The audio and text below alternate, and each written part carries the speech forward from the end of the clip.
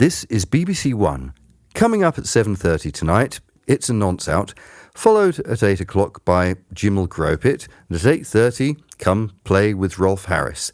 And that is followed by the 9 o'clock news with Hugh Edwards. But first, we regret to announce that we have to broadcast under duress and protest this YouTube video by this horribly dangerous subversive making outrageous claims about the BBC, producing fake news and lying, and acting criminally. Remember, the BBC is your fluffy auntie who only wants the best for you, who has never done anything wrong ever in all of history, never will, and is perfect in every way because we are totally impartial.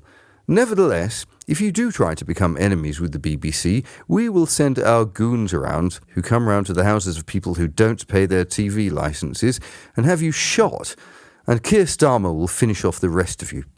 Anyway, on with the show.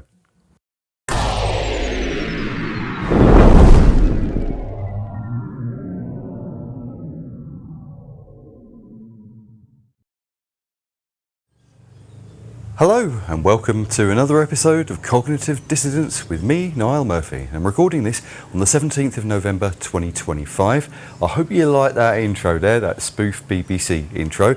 I couldn't resist that, man. Got to take the piss out of them. I mean, you know, the BBC is such a big leviathan that you're still punching up when you're kicking them when they're down, right? That's the thing. So, if you haven't been under a rock, then you won't have known this, but apparently Donald Trump wants to sue the BBC for $5 million. $5 billion, I mean, not million. What am I talking about? $5 billion. Yes. Yeah, that's rather a lot of money, isn't it? Yeah, there you go. So, and well, they asked for it. They asked for it because what they are trying to say is that someone made a mistake. Donald Trump was making a speech before, of course, I think, yeah, was it just before the previous election or something like that? When Joe Biden won? Or was it after? I can't remember, but I think it was just approaching January the 6th, that so-called insurrection of January the 6th.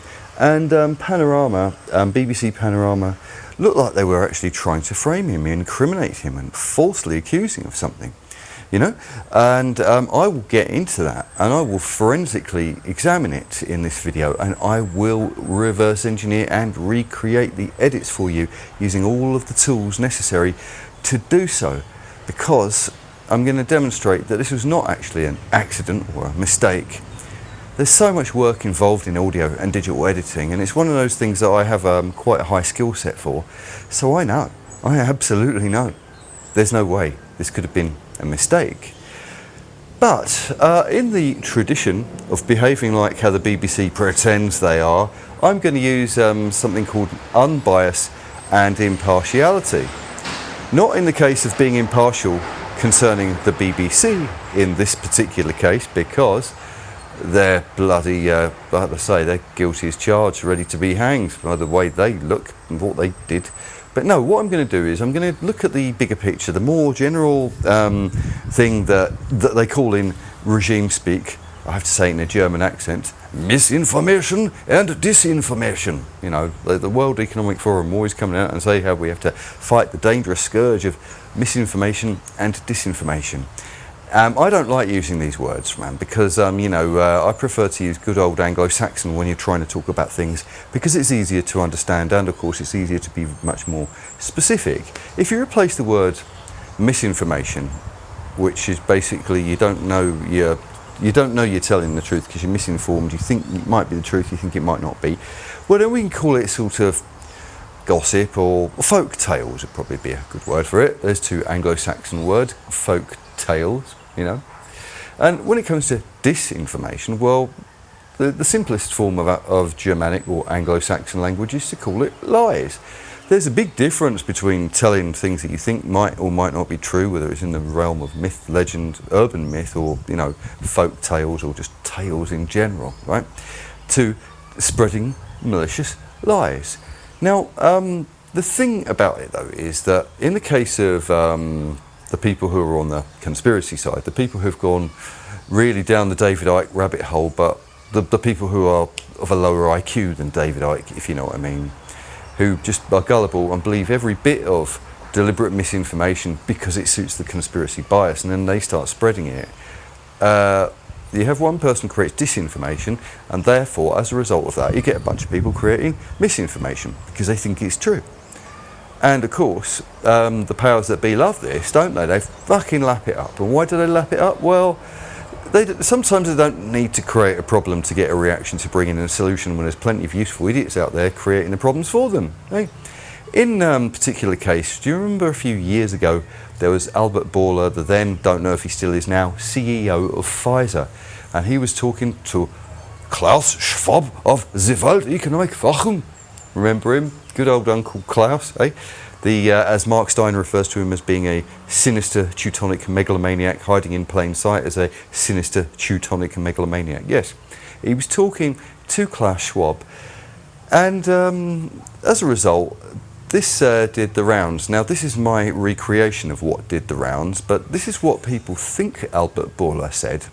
The first week we met in January of 19 in California, and to set up the goals for the next 5 years. And one of them was by 2023, we will reduce the number of people in the world by 50%.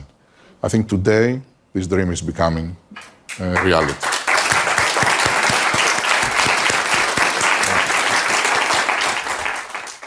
And this is what Albert Bourla really said. The first week we met in January of 19 in California, and to set up the goals for the next 5 years. And one of them was by 2023, we will reduce the number of people in the world that cannot afford our medicines by 50%. I think today, this dream is becoming reality.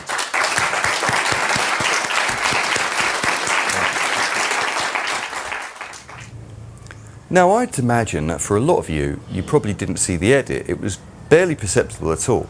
It was a little bit perceptible if you were looking in the right place. If you were taken off guard, as I just made you be taken off guard now, especially if you had not seen the original version of that, then you might not have noticed the edit. But, I mean, because I've been recreating that edit, I actually had to go to quite a lot of hard work to make the edit, the glitch, you know, the jump cut of the video be better than it would be had I have just snipped it where the audio cut would be. So what I'm going to do is I'm going to go over to Power Director, and I'm going to show you what I did. Alright, so I'm in Power Director, and I wanted to show you the difference between good and bad editing here. Now, I've lined up I've cut it into pieces.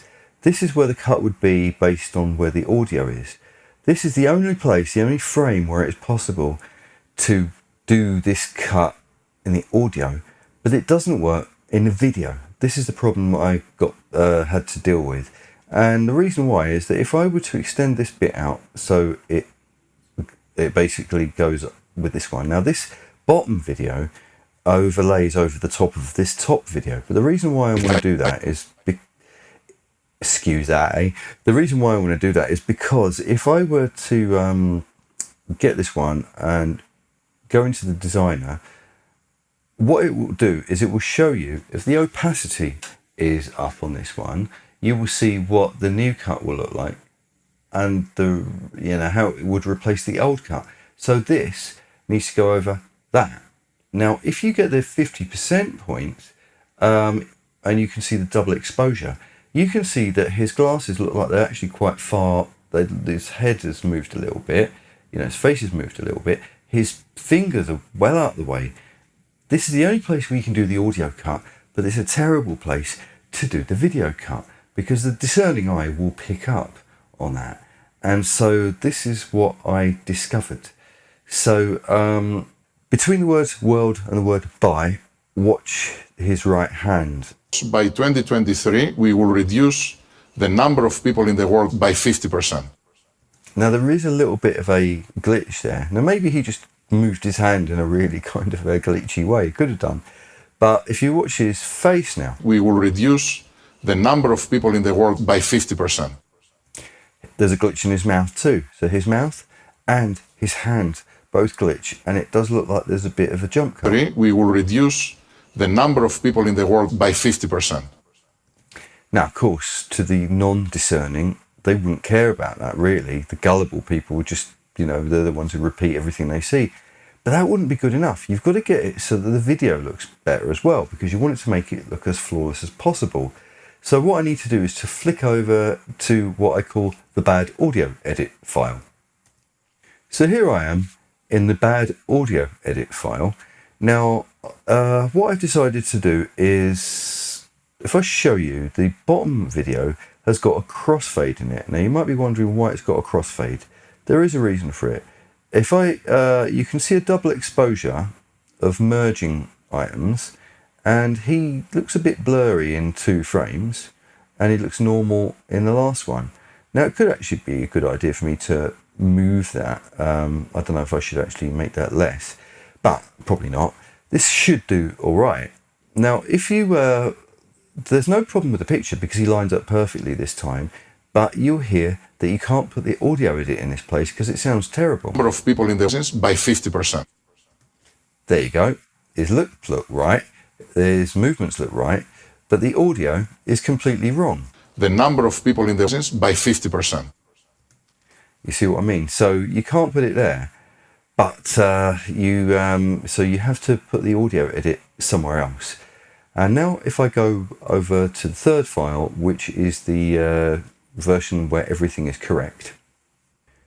And here we are in the version where, as you can see, the audio here is there. The new video crossfades in just a few frames before it. And if you watch and listen, the number of people in the world by 50%. That's a massive improvement. Now, if you was to look at it on the big screen, the number of people in the world by 50%. That is pretty much almost flawless, almost completely imperceptible. Now, the reason why I'm showing you this is because if you're trying to create a lie, an edit that is a lie, and you're just using, let's say, editing cuts and stuff like that, you're not using AI, you're just using good old-fashioned tape and scissors editing, you can't always get it right. But with digital editing, you can do proper surgical editing. So if I click on here, we are, 12 seconds and 24 frames in to this bit. And if we go here, we are 12 seconds, 27 frames. So we've got a couple of double exposure frames which come in there. And you go to 13 seconds and 1 frame is where you do the audio edit. Now, it's barely a tenth of a second long, all this area. But it's best if he's lined up, because if I get the bit where the double exposure is and I put it in full screen, unlike the first version, you can see that he almost completely lines up with himself. There isn't the discrepancy that you saw in the first version there. And I thought it would be a good idea to point this out to you, because when I get to the Trump version, it's not just a basic jump cut. There's much more advanced editing that's going on in the audio side of things, more so I suppose than the video side of things. But the reason why I'm showing you this is because things like this can't happen by mistake or because of errors of judgment. You need to use maximum judgment, and you're using a lot of different types of things within a skill set, and you're paying enormous attention to the most meticulous detail whenever you are in the process of editing anything. So this is why I'm stating my case for why I think that Donald Trump should treat the BBC like they have acted maliciously. And I will come back to that when I show you that video. Right, as I said in a video, almost imperceptible. But for me, having watched that clip a few times, I realised that it was not 100% imperceptible. But how do I get it to be 100% imperceptible, like the original clip that I saw? Then I realised the original clip was actually quite lo-fi. It was at a low bit rate, and it was it was basically like small definition. So, using Handbrake, which is a multi-purpose video sort of manipulation tool, one of the things that I did manage to do was create as close to the original lo-fi version of this clip. And then I realised, the slight bit of merge editing that I'd done, that crossfade, as well as a lot of other fine detail, had gone. And now it's almost completely 100% imperceptible if you watch this clip now. The first week we met in January of 19 in California and to set up the goals for the next 5 years. And one of them was by 2023, we will reduce the number of people in the world by 50%. I think today this dream is becoming reality.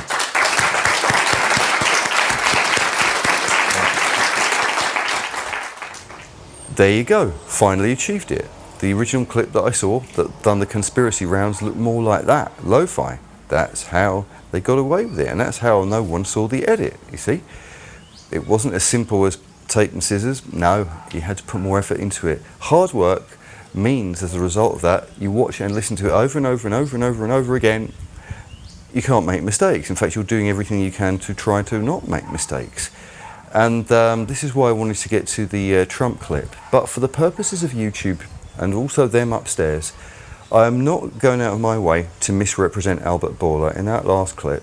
I'm going out of my way to demonstrate how he was misrepresented. And that's why I showed the correct version of it as well. So that this video is not a misrepresentation. And likewise, it's not going to be a misrepresentation of Donald Trump. But before, of course, I played the Donald Trump clip, just quickly to say that if the BBC, as well as the World Economic Forum, as well as all the the governments, the globalist organisations, the NGOs, the Quangos, and the mainstream media are all waving their finger at you, saying, no, it's bad to create fake news, no, it's bad to create misinformation and disinformation, well, they should set an example by not doing it themselves. Otherwise, it just kills their authority. We can't take them seriously anymore. And I can't take the BBC seriously anymore as a result of that.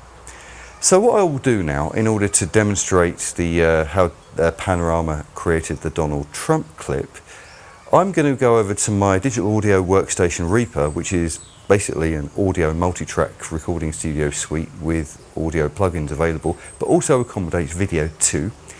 And I'm going to demonstrate how it is done. See you at the other end of this. Okay, so I'm going to have a look at this butchery of Donald Trump's speech, where the BBC on Panorama decided to misrepresent what he said to make him sound like he started an insurrection. This is basically the BBC deliberately acting in a criminal and illegal way, and Donald Trump would be within his rights to sue the pants off him. And if it bankrupts the BBC, puts them out of business, never to be seen again, vanquishing a foe, then I'd have no problem with that myself personally. I mean, I don't know what they're there for, you know. Right, so we start then with the original unedited recording. So let me just go to where Donald Trump has started. Now, this yellow track on the top here is the video track, the original video track. All these other tracks down here are audio tracks, but they're all muted at the moment. So this is, say, most of the unedited bits. Now watch the clock in the top corner of the video, because it changes to 55 minutes later to demonstrate that they actually got bits from very far away from each other and put them all together as one video. So here's what it was like before. Now it is up to Congress to confront this egregious assault on our democracy. And after this, we're going to walk down, and I'll be there with you. We're going to walk down. We're going to walk down anyone you want, but I think right here we're going to walk down to the Capitol, and we're going to cheer on our brave senators and congressmen and women, and we're probably not going to be cheering so much for some of them. But I said, something's wrong here, something's really wrong, can't have happened, and we fight. We fight like hell. Okay, that's about as much as we need of this. But if I go now and demonstrate how this was done, I'll start by playing what the BBC did first. This is their butchery, complete with incidental music and strategic flicking of camera positions. Watch this. We're going to walk down to the Capitol, and I'll be there with you, and we fight. We fight like hell. And if you don't fight like hell, you're not going to have a country anymore. Now, you'd have to have serious Trump derangement syndrome, and you'd have to have serious denial of reality, total full-on 1984 style, ignoring the evidence of your eyes and ears, to not believe or not to see for yourself that that is a total blatant misrepresentation. So, in order to forensically analyse this, I used a software called Lalali, which is LALAL.ai, which is software that can be used for demixing sounds. So, I wanted to get the BBC ominous music to be separated and isolated from Trump's voice. So, what we did then is I basically, what I need to do here actually is to solo the BBC ominous music track, and that should hopefully cancel out the audio from the video track. And this is the isolated ominous BBC music.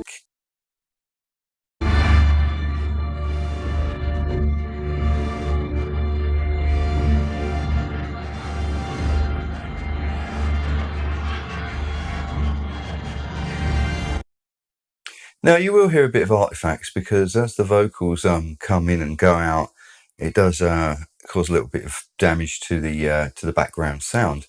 But if I get the isolated voice on its own, this is what it looks like and sounds like. We're going to walk down to the Capitol, and I'll be there with you. And we fight. We fight like hell. And if you don't fight like hell, you're not going to have a country anymore. Now, to the discerning ears, you will hear musical artifacts in that sound that sound like Donald Trump was put through a denoiser.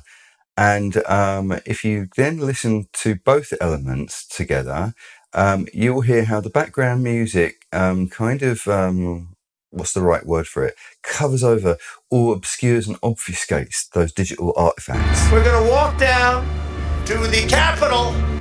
That's all you need for that, right? So what I decided I would do then is I would come up with, I would get the original unedited bits. And as you can see here, I had to get 4 different pieces. It's not just one piece and then another piece. There's actually 4 of them. They had to trim and rearrange bits of what he said and get it to sound right for what they were trying to do. And then this last section is the 55 minutes later bit.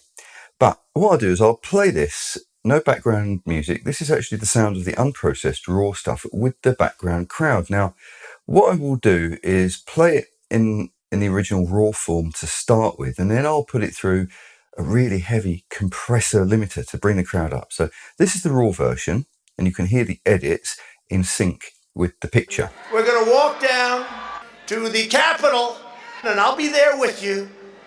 And we fight. We fight like hell. And if you don't fight like hell, you're not going to have a country anymore.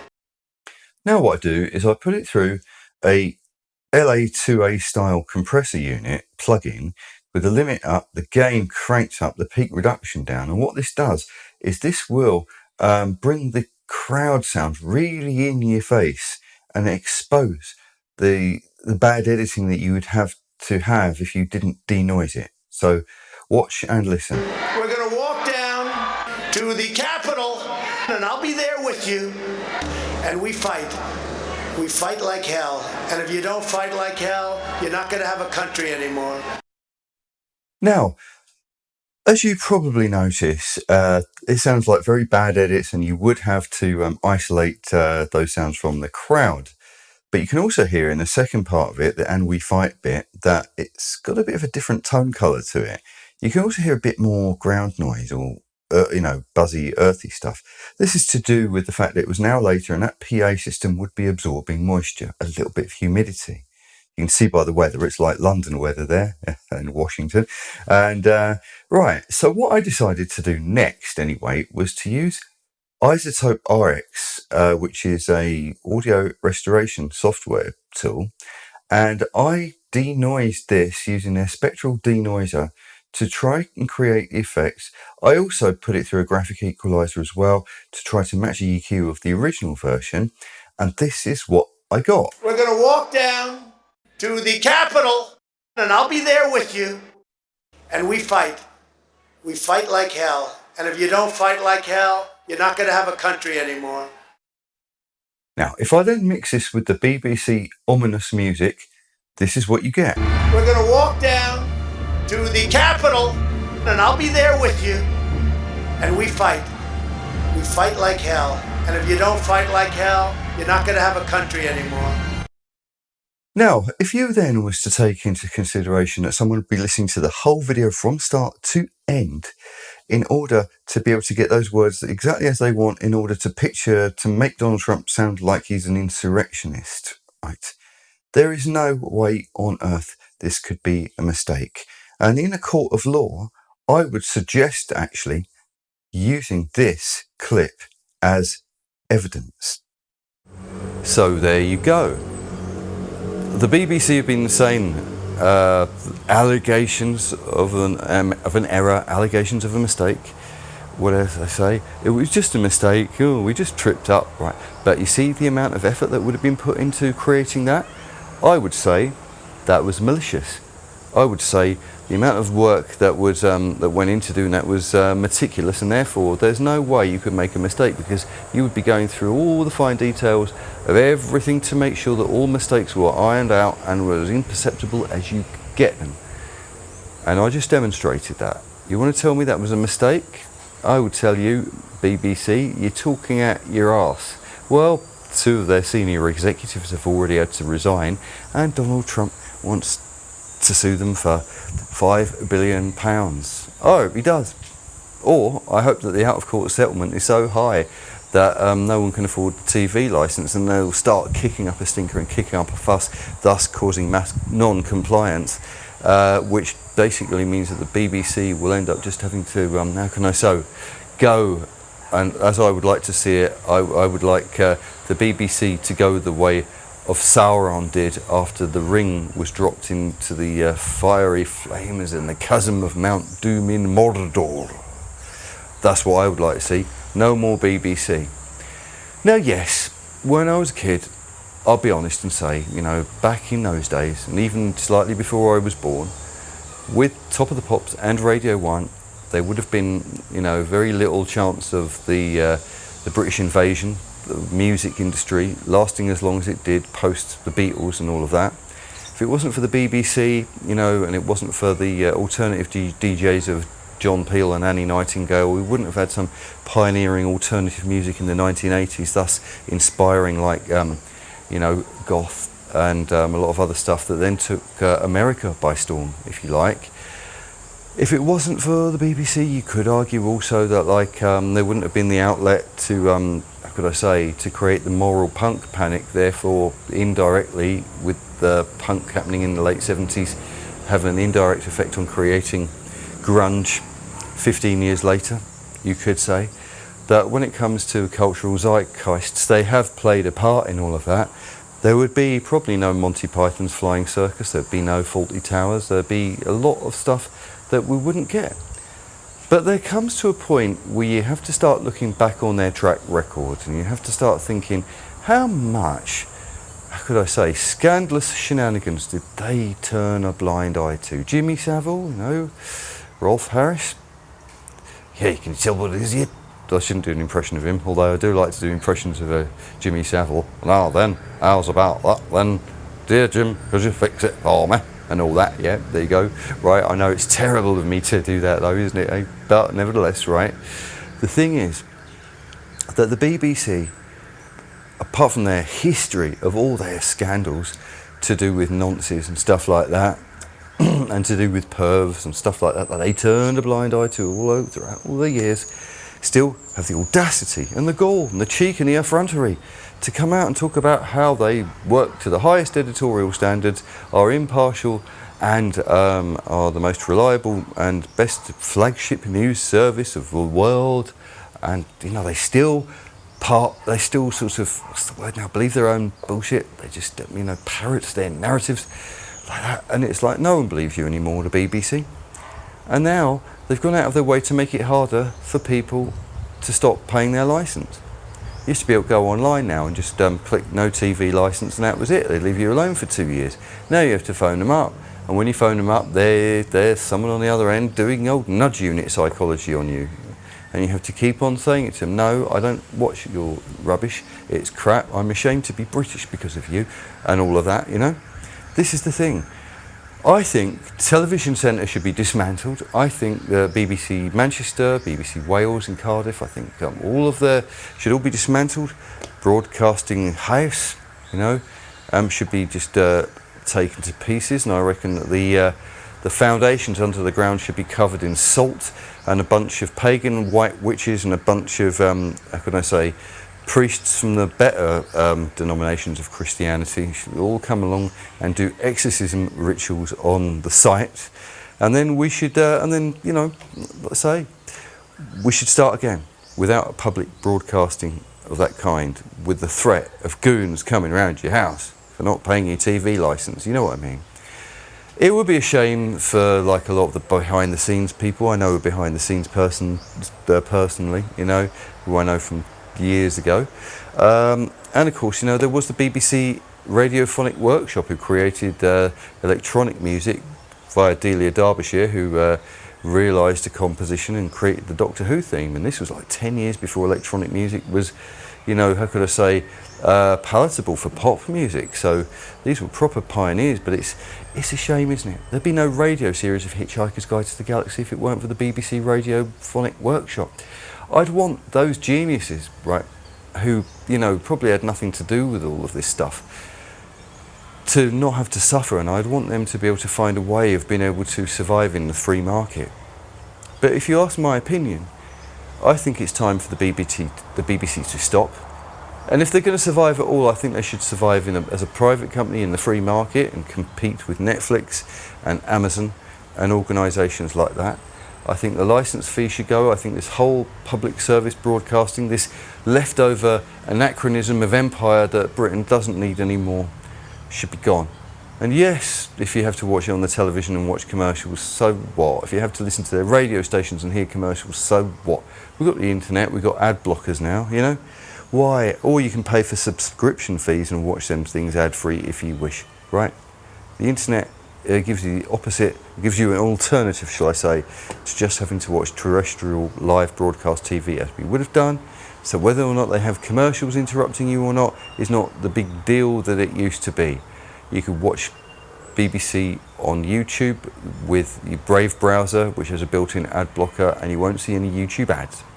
You could, if they turn private, subscribe to them. And then as a result, if you're paying for a subscriber model, you wouldn't have to watch ads, that sort of thing, right? But I think that the BBC need to fall by the wayside at this point. We need to get rid of them. They need to go. They have become like a stain, you know, an indelible stain, or like herpes or something. They basically have got to go.